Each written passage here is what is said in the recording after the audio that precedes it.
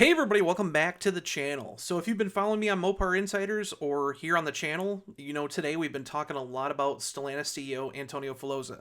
Now the guy's been all over the place. Last night he was at the White House in the Oval Office with a bunch of people from different legislation groups, Secretary Duffy from Transportation, President Trump, Ford CEO Jim Farley. They were there talking about the rollbacks with fuel economy standards and why it's a good thing for the auto industry. And then on top of that, today he was highlighting a fireside chat with Goldman Sachs about, where the company's going.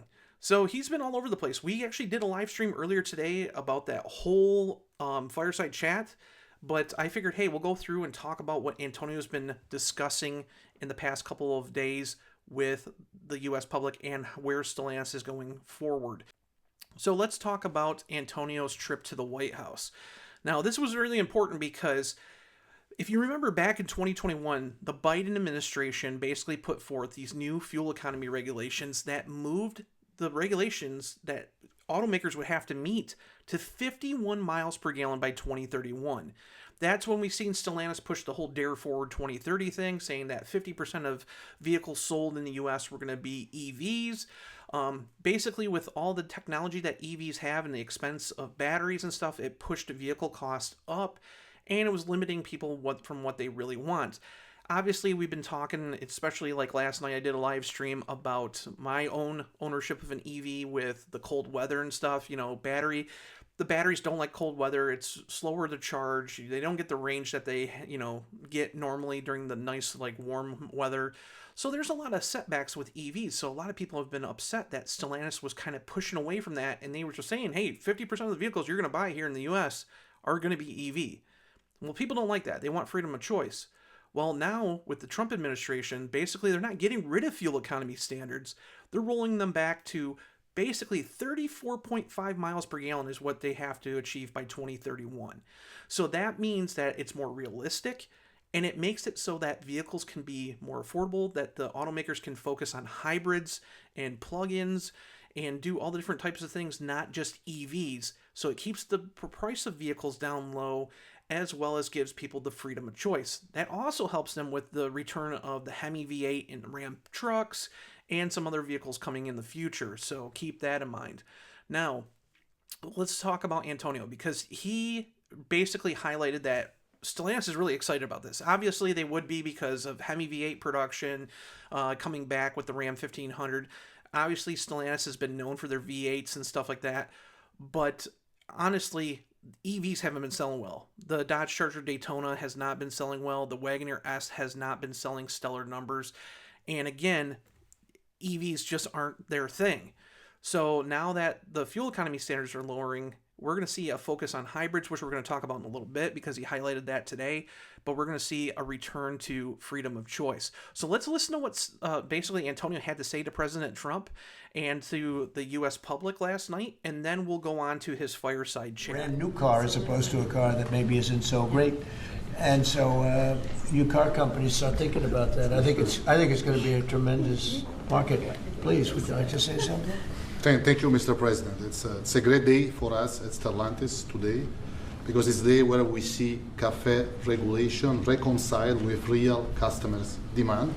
That's why at Stellantis we decided to invest to Jeep, Ram, Dodge, and Chrysler $13 billion in the next 4 years, increasing production by 50%, delivering to the market 5 new vehicles, and creating 5,000 additional jobs. That's because we believe in what you, Secretary Duffy, and all your team is doing in this country. We believe in growth, and we are ready to invest even more. So thank you very much. Thank you very much also for this great news of the K cars, which we are very interested in, and we are very looking forward to work with Secretary Duffy, your team, in the future for the next steps. Thank you very much. We'll get ready for those cars because we've already cleared the way. You can start right away. We will. Yeah. Thank you very much, Mr. President. What he's talking about, K cars, is like how Japan has smaller cars. So in order to meet these regulations, Stellantis can build smaller vehicles, and Trump is rolling those back because, in big urban centers, they don't need massive SUVs or anything. People can drive smaller cars. So it opens up the opportunity for them to possibly bring vehicles like the Jeep Avenger here to the United States. The only problem with the Jeep Avenger is the price of what the tariffs would be to build it in Europe and bring it here. So obviously, if there's rollbacks in that, they could find a way or have a third party company to build that here and bring that successful vehicle here.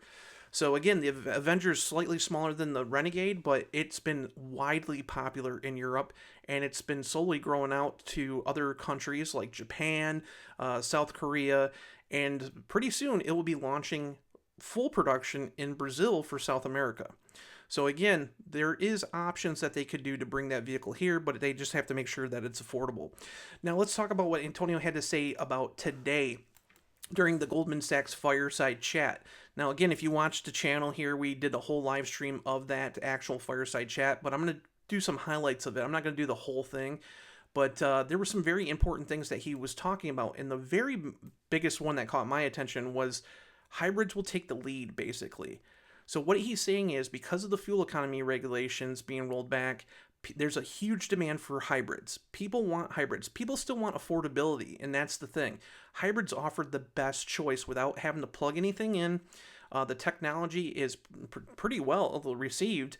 I mean, hybrids are continuing to grow in demand, and with Jeep actually launching its first hybrid vehicle with the new Cherokee KM, it's going to be a huge player in the market, especially considering that package. I've seen that package in person. I've got to sit in it. I haven't drove it yet. I can't wait to drive it because the new EP6 engine is very, very interesting in my opinion. But what he basically said was, and he had some interesting quotes. He said, "We truly believe that hybrid is going to be one of the favorite powertrains in the US." And he also went on to say that they're focusing more on traditional hybrids rather than plug-in hybrid models. So we know that Jeep has been really big with the 4xe stuff. However, with all the recalls and everything like that, it's kind of interesting that they're pulling away from plug-ins because honestly, the plug-in stuff is still pretty expensive to do, but you still have to rely on a charging network. With traditional hybrids, you put gas in it and you achieve better fuel economy. So you don't have to plug it in, and that's what people want. They want the easier, ability for use. So with the new Cherokee, again, it's got a 1.6 liter turbocharged 4-cylinder hybrid powertrain. It's going to be the first for Jeep in North America, and the system basically pairs a gas engine with 2 electric motors and a battery. So basically what you get is 210 horsepower, 230 pound-feet of torque, and again, it's not a huge rocket. It's not super fast. It's made to be efficient. And again, for those who are curious, this is the only powertrain on the new 2026 basically Cherokee, but we will see more powertrains down the road, according to Jeep CEO Bob Borderdorf. But this hybrid powertrain basically makes it so this vehicle can get, and keep in mind, this is a D segment vehicle. This is a big SUV. It's a bigger mid-size SUV. It gets an estimated 37 miles per gallon combined. So that's not just highway, that's combined. So, I mean, that's really killer if you look at the segment. And then you also look at, if you go to fill the thing up, it gets about 500 miles of range, total range on just one tank of fuel. So again, that's pretty exciting. And what Antonio had to say about that was that the average family would spend around, or average US family would spend around $100 a month basically in fuel. That's it, $100. That's pretty ridiculous. I mean, that's in a good way. So there's a lot of promise with the Cherokee powertrain, and we're going to see other vehicles with this hybrid powertrain as well. Chris Fuel, the Chrysler CEO, she's basically mentioned that this powertrain will probably go into some Chrysler vehicles, like the new Chrysler C6X crossover. So we will see how this does in the Cherokee, and hopefully it rolls out and it's very successful. This month, at the end of this month, we are launching Jeep Cherokee, right? Jeep Cherokee is a very credible nameplate. It's the car that invented the mid-size SUV segment that by chance it became the largest individual segment in the world, right? This segment in US makes 3.2, 3.3 million units per year. This is in one segment having a full UK, a full Spain industry in 1 year, right? And we invented through Jeep Cherokee this segment. We decided a few years ago to phase out the product, but now we are relaunching. And by the way, we are launching a much improved products versus last generation. For instance, last generation Jeep Cherokee that sold a lot received some complaint or customer around the fuel economy. The new Cherokee is hybrid, so fuel economy is just good, right? The average American family will spend $100 per month to drive their Jeep Cherokee, so great fuel economy. Internal space, this Jeep Cherokee will be built on top of our biggest platform, Stella Large, so a lot of space internally. Trunk volume, the trunk volume of this Jeep Cherokee is just best in class in the industry, and Jeep capability. So we are getting back to the largest individual segment in the world that we invented with a much improved Jeep Cherokee. So obviously we will have volumes opportunity there. But he did highlight that. He did talk about them rebuilding U.S. market share. They were basically 7% of the U.S. market share in the first half of the year. And then by the end of the third quarter, they were at 8% and still continuing to rise. And a lot of that had to do with the momentum of the 5.7 liter Hemi V8 returning to the Ram pickup, because in the first day that they announced that that engine was back in the Ram, they took 10,000 initial orders from dealers. And then on top of that, over the next 6 weeks, they added another 50,000 units, and it's continuing to grow. So again, we don't have a whole picture of what the sales are going to be for Ram this year, but it would be very interesting to see throughout the early part of next year up until quarter three, when we actually have a full year of Ram with the 5.7 liter Hemi being back, with the whole lineup of Hurricane engines also being there. It'll be interesting to see what the take is on the Hemi, because a lot of people who have switched over to Hurricane engines absolutely love them. And then we still have the people that want the, true reliable V8 with the sound and stuff like that. So again, that's going to be very interesting to see what the takes are on the actual sales of each engine. But we don't have anything solid just yet. But that had a lot to do with, demand going up for a Hemi engine, which pushed sales. One US only. Stellantis market share was at 7%. Quarter three, we went to 8%, more or less. We stayed in around 8%. And now we are launching the new products. And the new products that we are launching, or some of them we have already launched, by the way, they have been already immediate, strong, and positive acceptance and reaction from the markets, right? So for instance, in quarter three, we presented the return of Ram Hemi V8 engine. This is a legendary engine that we did phase out in the past. In less than 12 months, it's a record time, we returned the engine to the pickup trucks, and we launched it in quarter three, the pickup trucks with this engine. First day of announcement, we received 10,000 orders. 6 weeks after, those orders went up to 50,000 and growing, right? So huge acceptance. By the way, in quarter three, just last weeks, we shipped already and we delivered to customer 10,000 of the V8 equipped Hemi engine Ram. In quarter four, we mean to increase from 10,000 to 20,000 and then grow from there. So we are 7%, now we're 8%, and we're shipping our V8. So it just goes to show you that, Stellantis is the brand or the company that, people love this V8 performance. And I'm going to be honest with you, the 5.7 liter Hemi is an outdated engine. I mean, I can't wait for a 4th generation Hemi, but people still want that engine. There's a huge demand for it, and it shows in sales. So the other thing was, again, with President Trump, he highlighted, that the looser rules will basically allow automakers to build more gas-powered and hybrid models. We know, like I just said, about, Chrysler possibly going to some hybrid models. We know that, obviously, the Hemi is going to be back in several Jeep vehicles. Bob Broderdorf talked about that. We already seen the return of the Wrangler 392 with the new Moab limited edition. The real challenge is going to be about production of Hemis alongside the Hurricane engine down in Saltillo. And he kind of addressed that in his fireside chat. He said there is capacity. We know that there's some capacity. So first of all, mix. So in US and North America, mixed opportunities given by the decision of yesterday are just huge, right? The good thing is that we anticipated a little bit that, right? Because we launched it again, V8 Q3. That is before the final decision on CAFE regulation, right? Because we are seeing that happening and we got in time, right? That's good, right? And on capacity availability for V8 out of Saltillo engine, which is an engine plant that we have in North America, well, we were able to restart the engine, put the engine into the pickup one version in 10 months and restart capacity.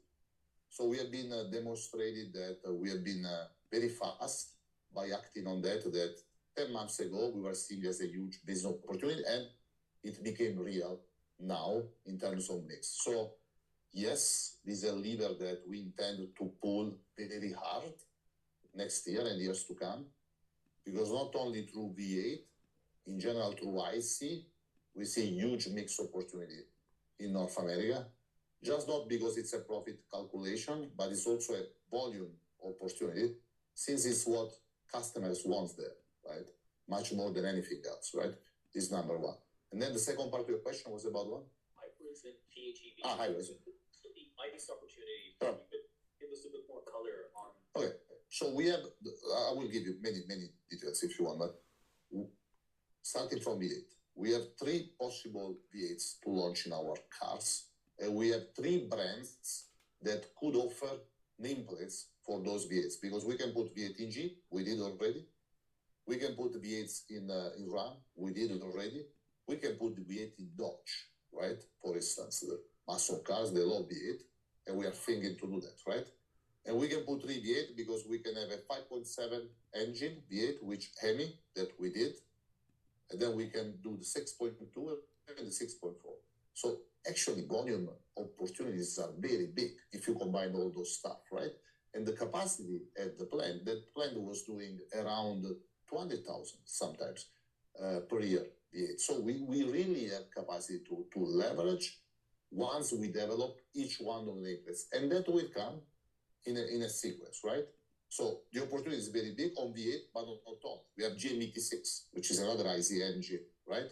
That we have on the Grand Wagoneer of Jeep, we have on the Ram pickups, and we have on the Dodge muscle car now as well. So really a lot of capacity, with a lot of opportunity with enough capacity installed. Obviously, the phasing of each nameplate requires time to be developed, but we have been fast already for the first one.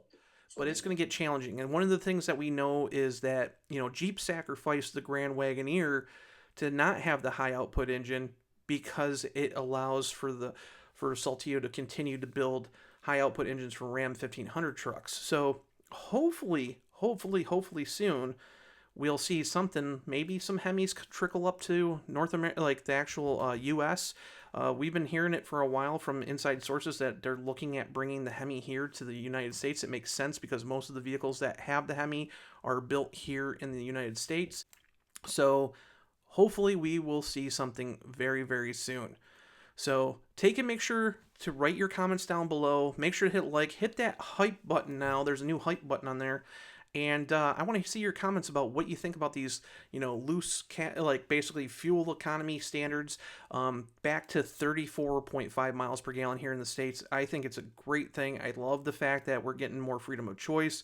There's still going to be range extending electric vehicles. There's still going to be EVs. There's going to be hybrid vehicles.